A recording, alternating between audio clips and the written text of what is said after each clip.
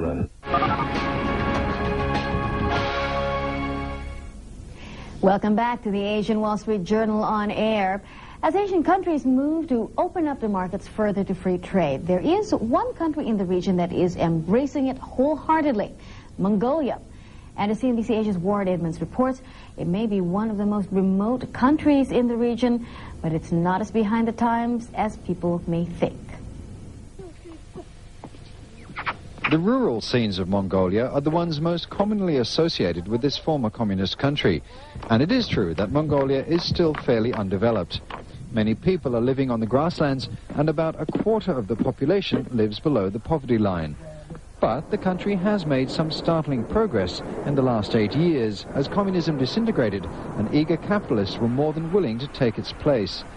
The country has many natural resources, and tourists are keen to visit the remote region.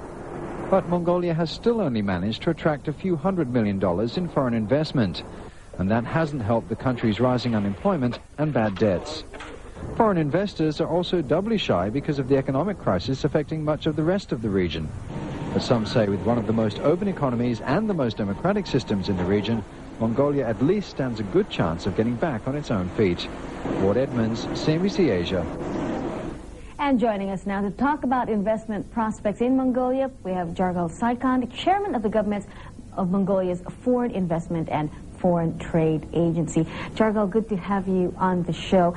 Let's talk about Mongolia, the investment climate there. Not too many people know about it.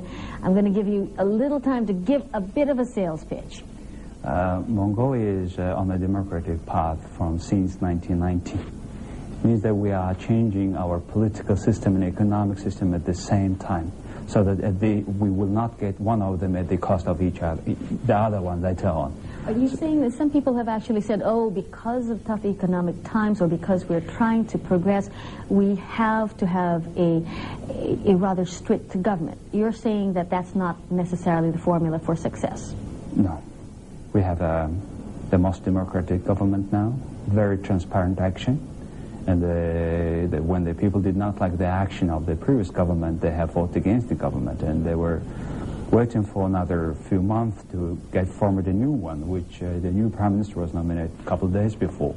And I think it's a very good experience for Mongolians, experiencing our new democratic constitution. Some people, though, tend to think of Mongolia as being so heavily under the influence of China. No, it is not. Moi would say we were a part of the socialist economy, socialist system which has collapsed. And after the change in the Soviet Union, former Soviet Union, many subsidies have gone. The Mongolians had to deal from 1990 with our own ups and downs. So we are doing fine. And again, because we are doing both changes, political and economic, we have still some difficulties with the economy.